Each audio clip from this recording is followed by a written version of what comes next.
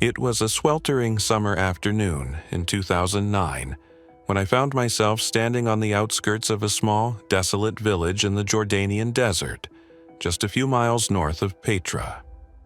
My name is Karim, and I had been a documentary filmmaker for over a decade, specializing in uncovering the untold stories of the Middle East. But this story was different. This one was far darker and more disturbing than anything I had ever encountered. I had been sent here to document an ancient, forgotten shrine that had only recently been rediscovered by a local farmer, a man named Jamil. He had stumbled upon it while digging a well on his property, and word of the discovery spread quickly through the village. The authorities had, of course, gotten involved, but nothing seemed to calm the villagers' nerves. They were terrified. As I arrived at Jamil's farm, I was greeted by the heat of the desert and the stark, lonely landscape. The wind howled through the barren landscape, carrying with it a sense of desolation that seemed to seep into my bones. Jamil was waiting for me by the well, a thin, gaunt man in his late 50s. His eyes were sunken, his face drawn with exhaustion. "You came," he said, his voice a raspy whisper. I wasn't sure anyone would. I nodded, holding up my camera.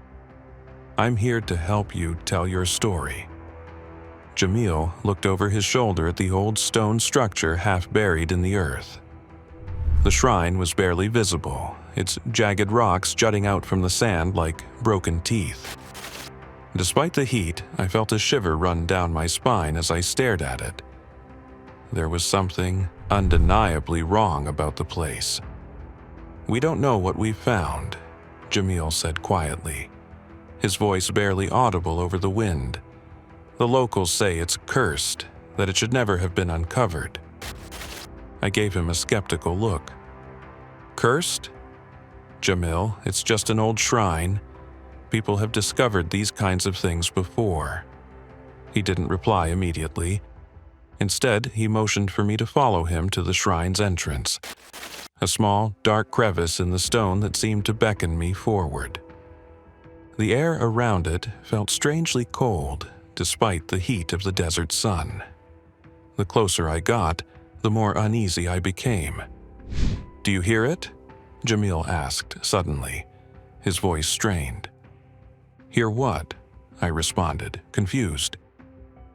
The wind had died down, leaving behind an eerie silence. It was then that I heard it. Whispers, low and guttural, coming from inside the shrine. At first, I thought it was just the wind, but there was something distinctly human about the sounds, a voice soft and insistent.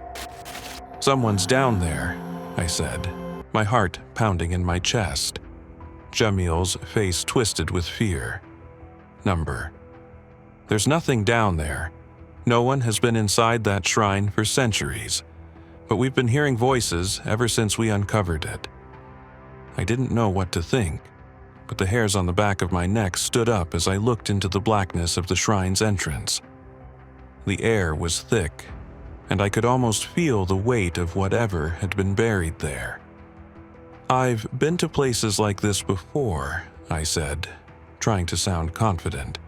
"It's probably just the wind or some natural phenomenon. Let me go in and take a look."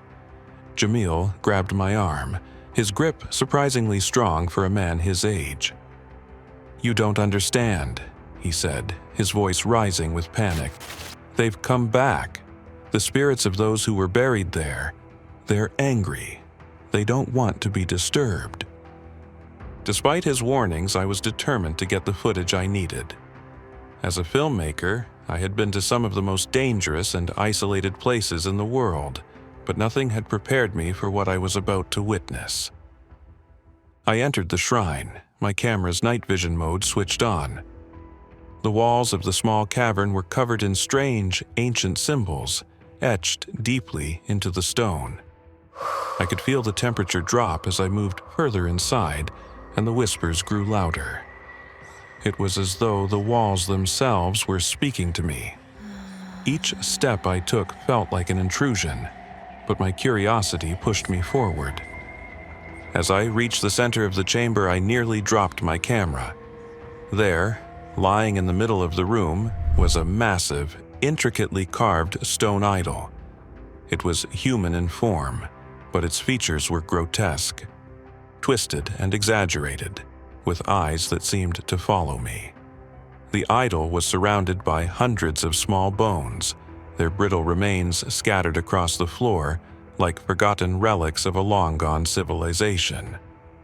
My heart was racing, and I felt the undeniable urge to leave, but I couldn't tear my eyes away from the idol.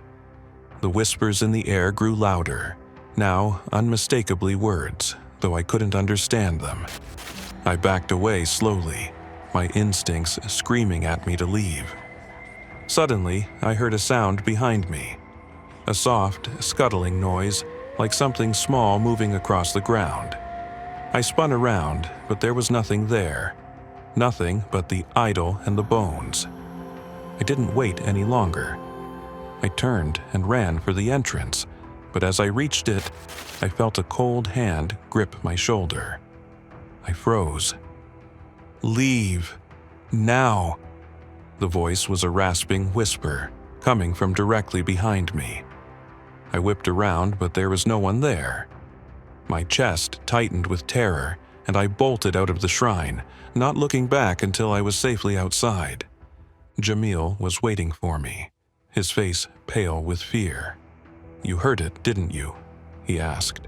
"You heard the voices?" I nodded, unable to speak. My mind was racing, trying to make sense of what had just happened. What had I uncovered? What was it that had been sealed away for so long? That night, I couldn't sleep.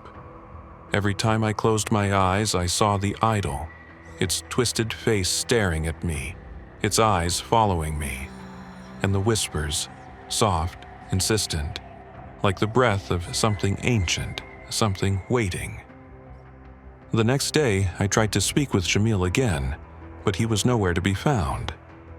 His house was empty, and the villagers claimed they hadn't seen him in days. I searched the area, but there was no trace of him. It was as if he had vanished into thin air. Weeks passed, and the story was buried. The shrine was sealed once more, and the authorities declared the area off-limits to the public.